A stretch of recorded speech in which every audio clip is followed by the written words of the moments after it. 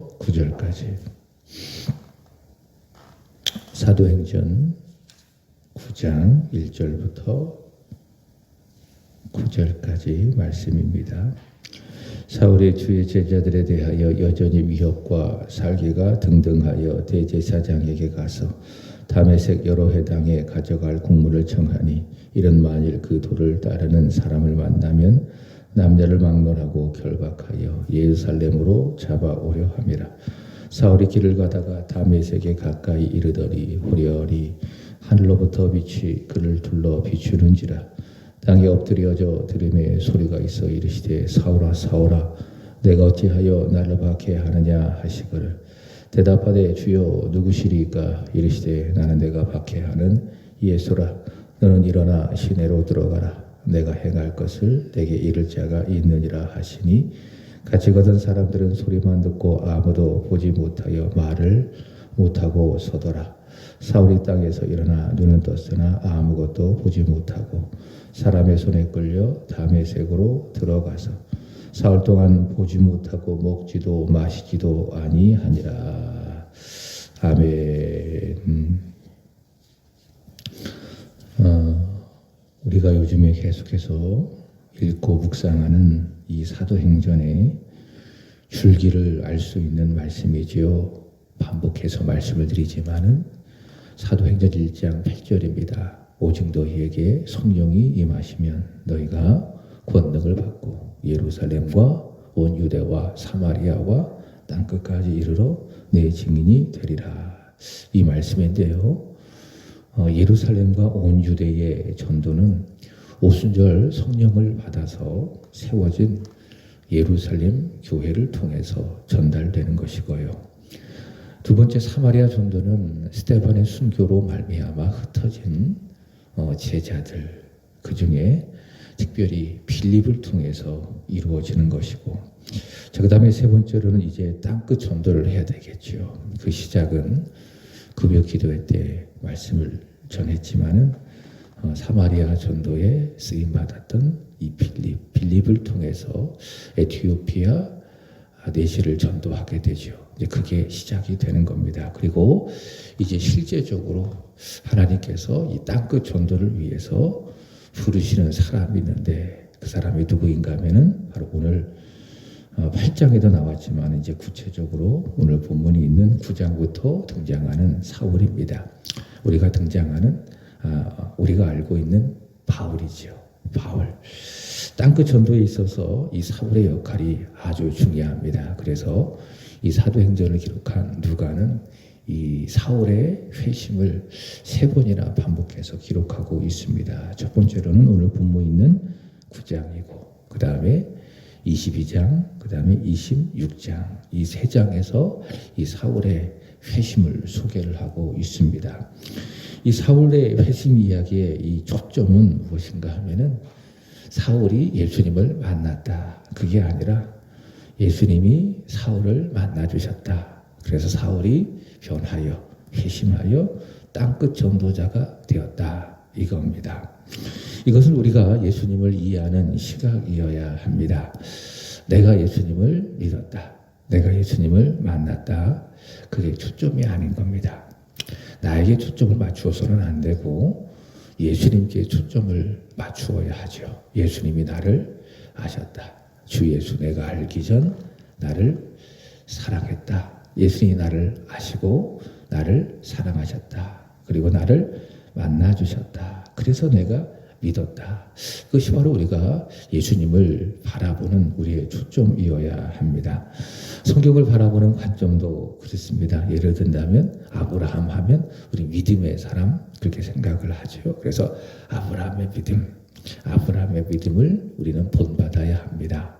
아브라함처럼 믿어야 합니다. 그렇게 우리가 생각을 하는데 맞습니다. 그러나 관점은 그런 것이 아닙니다. 하나님이 먼저 아브라함을 선택하셨다. 부르셨다. 그에게 찾아오셨다.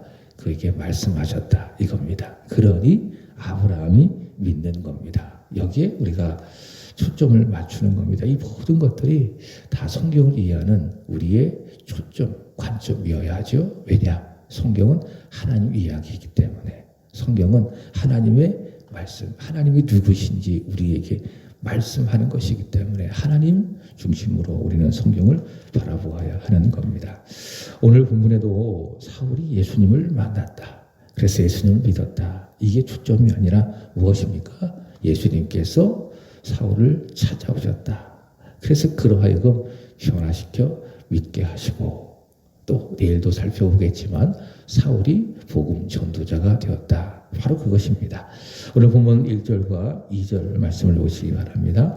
사울이 주의 제자들에 대하여 여전히 위협과 살기가 등등하여 대제사장에게 가서 다메섹 여러 회당에 가져갈 국문을 청하니 이런 만일 그 도를 따르는 사람을 만나면 남녀를 막론하고 결박하여 예루살렘으로 잡아오려 함이라.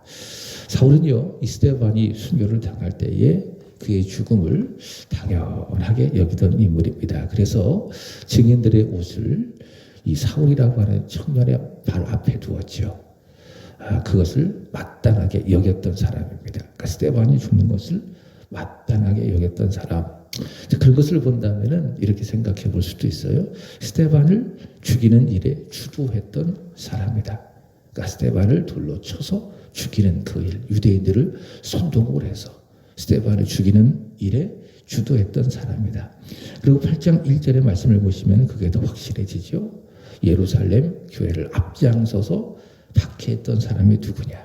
그것이 바로 사울이라고 하는 사람입니다. 근데 이 사울이 다메섹까지 가서 믿는 사람들을 잡아오려고 하고 있는데요. 스데반의 박해로 인해서 예루살렘에 교회가 있었잖아요. 근데 이 박해로 인해서 사도회에는 다 여기저기 뿔뿔이 흩어진 겁니다. 이제 그 중에 한 사람이 빌립이고, 빌립은 사마리아에 흩어져서 복음을 전했는데 또 다른 제자들은 어디까지 갔느냐? 다메섹까지 간 겁니다. 다메섹까지 가서 전도한 겁니다. 근데 이 다메섹에는 유대인들이 많거든요. 그래서 흩어진 주의 제자들이 다메섹에 가서 뿔뿔이 흩어져서 또 거기서 복음을 전한 겁니다. 그래서 믿는 사람들이 점점 많아지니 사울이 그것을 보고 크게 싫은 거죠. 그래서 1절 다시 보시면은 사울이 여전히 위협과 살기가 등등해서 어떻게 합니까? 공문을 청해가지고 다메섹에 가서 남녀를 막론하고 결박해서 믿는 사람이라고 한다면 다 끌고 와서 교회 자체를 아주 멸하려고 했던 겁니다. 씨를 말리려고 했던 겁니다. 자, 이런 것을 본다면은 사울은요, 믿을 가능성, 예수 믿을 가능성이 단 1%도 없다. 이렇게 볼 수가 있습니다.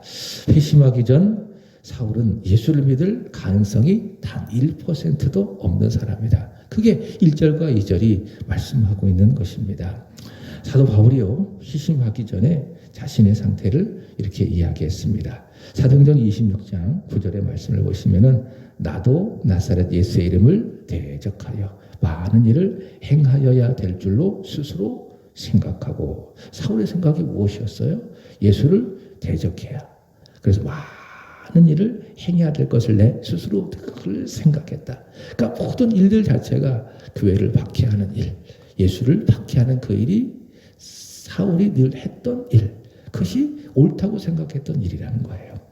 갈라디아서 1장 13절 14절의 말씀을 보시면 이렇게 이야기합니다. 내가 이전에 유대교회에 있을 때 행한 일을 너희가 들었거니와 하나님의 교회를 심히 박해하여 멸하고 내가 내 동족 연갑자보다 유대교를 지나치게 믿어 내 조상의 전통에 대하여 더욱 열심히 있었으나, 그러니까 유대교를 지나치게 믿어 아주 철저한, 그러니까 뼛속까지 유대교 철저한 신봉자입니다. 하나님의 교회를 심히 박해했던 그런 사람. 그래서 이런 사울을 본다면 사울은 절대로 예수 믿을 사람이 아니라는 거예요. 예수를 믿을 수 없는 사람. 뼛속까지 유대인이죠. 뼛속까지 철저하게 유대교를 신봉하고 율법을 신봉하는 유대교인이죠. 그래서 이 사울이 절대로 예수를 믿을 수가 없다. 자, 이런 상태의 사울에게 어떻게 하시느냐? 예수께서 다가오신 겁니다. 그래서 그를 부르시고 그를 만나주시고, 그러니 사울이 회심하여 유대교를 버리고 기독교인 예수를 믿게 되는 겁니다. 자, 이것이 무엇인가? 예수께서 다가오셨다. 만나주셨다. 변화시켜 주셨다. 이것이 무엇이냐? 우리가 받은 구원의 모습입니다. 구원이라고 하는 건요, 내가 바래서 받는 것이 아닙니다. 하나님이 원하셔서 받는 것이 무엇이냐? 그것이 바로 구원입니다. 그래서 구원은 내 노력으로 받는 게 아닙니다. 내 행위로 받는 것이 아닙니다. 내 행위가 들어가서 내 구원이 완성되는 것이 아닙니다. 예를 들면 이거죠. 구원을 100%라고 퍼센테이지를 이해를 한다면 하나님이 99%를 하시고 1% 내 힘을 보태서 100%의 구원이 완성되는 것이다. 그렇지 않습니다. 그것을 행위 구원이라고 이야기합니다. 구원은 내가 할 일이 하나도 없습니다. 다 하나님이 하시는 겁니다. 100% 하나님께서 하시는 것입니다. 그래서 에베소서 2장 8절에 의하면 구원이라는 것을 바울이 이야기하잖아요. 너희에게서 난 것이 아니에요. 오늘 회심한 바울이 이야기하기를 구원은 예수 믿고 하나님의 자녀가 되어진 구원은 너희에게서 난 것이 아니요 하나님의 선물이라. 그러니까 100% 하나님이 하셔서 우리에게 값없이 주셨기 때문에 구원을 뭐라고 이야기하느냐? 은혜라고 이야기하고 다른 말로 하나님의 선물이라고 이야기해요. 그리고 보통 구원을 이야기할 때에 공짜로 받았습니다. 물론 의미상 틀린 말은 아니에요. 그러나 그렇게 얘기해서는 안 됩니다. 공짜 그러면 뭔가 값이 없어 보이잖아요. 값 없이 받았지만 하나님 편에서는 엄청난 값을 치른 겁니다. 그것이 무엇입니까? 아들 예수를 세상에 보내시고 그 십자가에 달려 죽게 하는 엄청난 값으로 따질 수 없는 값을 하나님께서 치르셔서 우리에게 값없이 주신 거예요. 그게 구원이에요. 구원은 뭐라고 이야기하죠? 우리에게서 난 것이 아니라 하나님이 우리에게 값없이 주셨기 때문에 하나님의 선물이라고 이야기하고 내가 이 구원을 받기 위해서 아무것도 한 것이 없어요. 오히려 우리를 끝까지 대적하고 대항하고 누구처럼 바울처럼 그러나 하나님께서 우리에게 주셨기 때문에 하나님이 하신 것. 이게 우리가 받은 구원이라는 것이죠. 사울의 회심을 통해서 우리는 그것을 알 수가 있는 것입니다.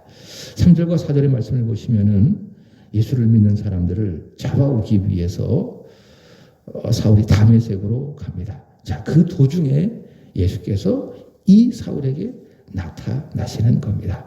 3절의 말씀을 보시면은 하늘로부터 빛이 그를 불러 비추었다. 그 모든 스포트라이트 초점이 누구에게로 맞추어진 겁니까? 함께 가는 사람들이 있었겠죠? 말을 타고.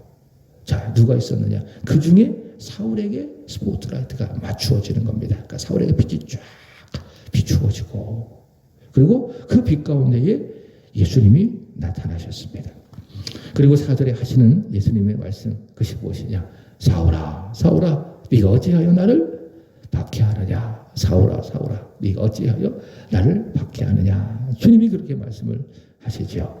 자, 이 3절과 4절 빛 가운데에 사울에게 나타나신 그 예수님 이게 3절 4절인데 이 예수님을 통해서 예수님의 말씀을 통해서 우리는 세 가지를 알 수가 있습니다. 첫 번째로는 예수께서 사울에게 빛 가운데 나타나셨다. 이것이 보여주는 것이 무엇이냐? 예수님은 하나님이시다. 하나님이시다. 자, 요한복음 1장의 말씀을 보시면 참빛 세상에 비추는 참빛이 있었다. 그분이 누구십니까? 예수 그리스도 태초에 말씀이 계시니라. 이 말씀이 하나님과 함께 계셨으니 이 말씀은 곧 하나님이시라. 예수 그리스도를 이야기하는데 그 예수 그리스도를 사도 요한은 이야기하기를 빛이라고 이야기해요. 빛. 그래서 빛 가운데에 예수께서 나타나셨다라는 것은 무엇이냐? 말씀이신 예수님, 말씀이신 하나님이 사울에게 나타나셨다.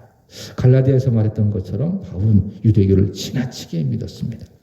유대인들의 기본적인 생각은 무엇이냐? 예수님을 하나님으로 믿지 않는 거예요. 예수님은 그저 위대한 선지자 중에 한 사람.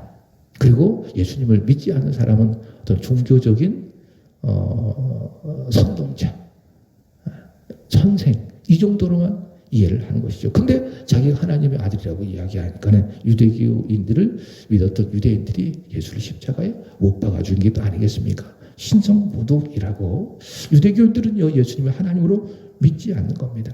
그러니 예수님의 부활도 믿지 않는 것이죠. 자, 그런데 예수님께서 빛 가운데 나타나셨다. 이것이 무엇이냐? 예수님을 하나님으로 믿지 않는 바울의 유대교적인 믿음을 예수님께서 허물어뜨리신 거예요. 예수님은 누구시라는 것이죠? 하나님이시다. 특별히 죄와 죽음을 이기신 부활하신 하나님이시다. 그것이 무엇이냐? 사울에게 예수께서 빛 가운데 나타나신 것이다 라는 것이죠. 두 번째로는 예수께서는 빛 가운데 나타나셔서 사울을 부르실 때에 어떻게 하셨습니까? 두 번 부르신 겁니다. 두 번, 사울아 사울아 내가 어찌하여 나를 박해하느냐. 자, 이것은 두 가지 의미가 있습니다. 사울의 이름을 두 번 부른다. 첫 번째는 긴박함, 두 번째로는 친밀함. 자, 긴박함. 창세기 22장에서 아브라함이 아들 이삭을 향하여 칼을 들으려고 할 때에 아주 긴박하게 하나님께서 아브라함의 이름을 부르십니다. 그것이 무엇입니까? 아브라함아 아브라함아. 긴박함을 이야기합니다. 그리고 여기서도 같습니다. 사울아 사울아. 아주 긴박함 가운데에 예수께서 사울의 이름을 두 번 부르시는 것. 두 번째로는 친밀함이죠. 긴박함 동시에 친밀함. 예를 든다면 사무엘상 3장 10절에서 하나님께서 어린 사무엘을 부르시는 겁니다. 사무엘아 사무엘아. 무엇입니까? 친밀함.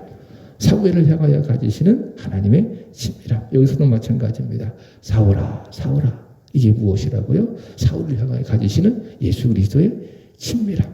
이게 참 은혜가 돼요. 사울은 누굽니까? 예수님을 대적하는 사람, 예수님을 싫어했던 사람, 예수님을 안 믿는 사람, 예수님을 하나님으로 믿지 아니하고 오히려 유대교인들의 생각으로 예수를 박해했던 사람. 근데 이 사울을 예수님께서는 사랑하셔서 아주 친밀하게 자신을 대적한 그 사울을 향하여 친밀하게 하시는 겁니다. 그것이 무엇입니까? 사울아 사울아. 예수님께서 사울을 대적하지 아니하시고 아주 친밀하게 부르신 것. 그것이 무엇이라고요? 사울아 사울아. 그러니까 사울아 사울아. 그것은 친밀함이요. 동시에 아주 긴박함의 의미를 가지고 있다. 자, 그 다음에 세 번째로는 네가 어찌하여 나를 박해하느냐. 이렇게 이야기하시죠. 사울은요, 교회를 박해를 했습니다. 그러니까 예수 믿는 사람을 박해했습니다. 근데 예수님께서 뭐라고 말씀하시죠? 네가 어찌하여 나를 박해하느냐. 강조하시는 거. 5절도 대답하되 누구십니까? 라고 했더니 예수께서 하시는 말씀이 나는 내가 박해하는 예수라. 그 사울은요, 직접적으로 예수님을 박해하지 않았어요. 누구를 박해했어요? 예수 믿는 사람들을 박해했어요. 여기서 우리는 알 수가 있겠지요. 교회는 뭐냐? 건물이 아니라 예수를 믿는 사람들, 주의 제자들을 교회라고 이야기를 하고 있는데 그게 교회인 거예요. 교회는 건물이 아니라 뭐예요? 사람이에요. 예수 믿는 사람들의 공동체예요. 모임이에요. 그게 에클레시아, 그게 교회라는 거예요. 사울은요, 그 교회를 박해했어요. 예수 믿는 사람들을 박해했어요. 근데 예수님께서 뭐라고 말씀하십니까? 어찌하여 나를 박해하느냐. 두 번씩이나 자신을 박해했다고 예수님께서 말씀하고 있어요. 무엇을 알려주느냐? 예수님과 교회는 분리가 되지 않는 거예요. 예수님과 교회는 한 몸이라는 거예요. 일체성을 갖고 있는 거예요. 예수님은 교회 머리시죠. 그리고 동시에 교회 몸이시죠. 교회 자체가 예수님이시라는 거예요. 교회 머리시지만 교회 자체가 누구십니까? 예수님. 예수님과 교회는 하나다. 한 몸이다. 그래서 교회를 박해하는 것은 곧 예수님을 박해하는 것과 똑같아요. 우리도 마찬가지입니다. 교회를 사랑하는 것은 곧 예수님을 사랑하는 것과 똑같아요. 오상 예배 때 말씀을 드렸던 것처럼 예수님은 참 포도나무예요. 우리는 그에게 속한 가지예요. 그에게 붙어있는 가지예요. 가지는 예수님을 포도나무를 사랑해야 돼요. 우리는 예수께 속한 가지로서 참 포도나무이신 예수님을 사랑해야 되는 거예요.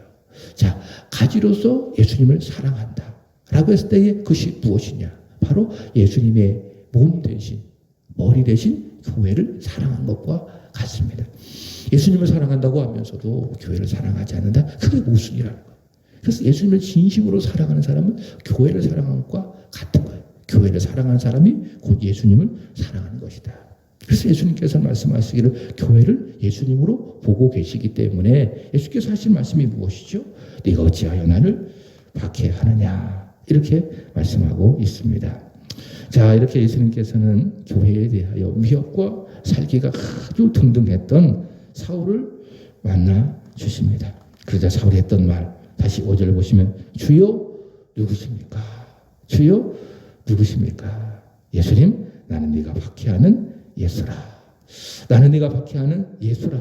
이 예수님의 말씀 그리고 예수님과의 만남을 통해서 사울은 그동안 가졌던 태어날 때부터 갖고 있었던 유대교적인 신학, 그리고 유대교적인 사고들을 다 허물어뜨리고 이제는 복음적인 또 예수적인 그리고 진짜 성경적인 신앙과 이런 사고로 이제는 예수를 박해하는 사람에서 예수를 전하는 자가 되는 겁니다. 6절 이하의 말씀을 보시면은 예수님을 만나 이제 사울이 예수님을 핍박하는 자에서 변하여 예수의 사람이 된 사울이 사람들의 손에 이끌려서 다메섹으로 가게 되는 거예요. 참 흥미롭습니다. 이 모습이. 예수를 만나기 전에 그는 예수를 믿는 자들을 잡아 포로로 잡기 위해서 다메섹으로 갔습니다. 예수 믿는 사람 잡아 포로로 만들어서 그들을 예루살렘으로 끌고 오기 위해서 다메섹으로 갔어요. 근데 주님을 만난 다음에 이제 사울이 어떻게 됐느냐? 예수의 포로가 됐어요. 예수의 포로. 예수에게 사로잡힌 예수의 포로가 되어져서 그는 다메섹으로 가게 되는 겁니다. 이게 참 놀라운 일이죠. 그래서 예수님은 하시는 일이 참 놀라워요. 그래서 이렇게 말씀드리고 싶어요. 예수님은 누구시냐? 역전시키시는 하나님이시다. 반전을 이루어 가시는 하나님이시다. 이런 놀라운 반전이 어디 있습니까? 기세가 등등하고 위협과 등등해서 예수 믿는 사람들을 잡아가지고 끌어가지고 예루살렘으로 데리고 오려고 했던 그 사울이 역전당해가지고 이제는 예수의 포로가 되어져서 사람들의 손에 이끌려서 다메섹으로 가게 됐습니다. 이것이 무엇이냐? 예수께서 이루신 반전, 역전하시는 예수님. 예수 그리스도이시다. 그러므로 우리도 오늘 길이 막혀 있다 할지라도 때로는 답이 없어 보여도요. 구보도는 수가 있어도요. 예수께서는 살아계십니다. 그래서 반드시 역전시킬 수 있다. 반전시킬 수 있다. 왜? 예수님은 그렇게 하실 수 있는 충분한 능력을 갖고 계신 전능하신 하나님이시기 때문에 답이 없어도 막혀 있어도 구보도는 수가 있어도 우리의 구주 예수 그리스도께서 살아계시니 이 모든 일들을 반전시키시고 역전시켜 주셔서 결국에 로마서 8장 28절의 말씀처럼 합력해서 선을 이룰 수 있는 겁니다. 그 예수님을 바라보면서 우리에게 주어진 모든 상황을 살아가야 되겠죠. 그게 믿음이 아니겠습니까? 9절의 말씀을 보시기 바랍니다. 사울은요, 사울 동안 보지도 못하고 그 다음에 먹지도 아니하고 마시지도 아니했다. 사울이 이렇게 사울 동안 보지도 먹지도 마시지도 아니하는 이 시간, 사울은 지난 시간 자신이 하나님 앞에 행했던 영적인 무지를 보았을 것이고 평생 동안 자신을 지탱해왔던 어떤 유대교적인 신학과 어떤 사고 이런 모든 것들을 다 허물어뜨렸을 것이고요. 그리고 교회를 박해했던 자신을 하나님 앞에 회개했을 것이고 이런 시간을 다 지나고 사울은 완전히 변화되어져서 그런 예수를 박해하는 사람에서 이제 예수께 사로잡혀 예수를 전하는 사람이 되는 겁니다. 자, 말씀을 마칩니다. 예수님 부활하셨습니다. 그분은 지금도 살아계신 하나님이십니다. 그 오늘 사울을 만나주신 예수님을 본다면 그분은 살아계셔서 우리에게 찾아오시고 우리를 만나주시고 우리를 변화시켜주시는 하나님, 무엇보다도 역전시켜 가시는 반전을 이루어 가시는 참으로 좋으신 하나님, 그분이 누구십니까? 우리의 구주 예수 그리스도. 오늘도 그분을 사랑하시고 그분의 이름으로 말미암아 성령의 능력을 힘입어 하나님 아버지께 예배 잘 드리는, 그래서 예배에 성공하여 믿음에 성공하고 믿음에 성공하여 인생에 성공하는 저와 여러분이 되기를 우리 주 예수 그리스도 이름으로 축복합니다. 오늘도 예배 잘 드리십시오. 기도하겠습니다.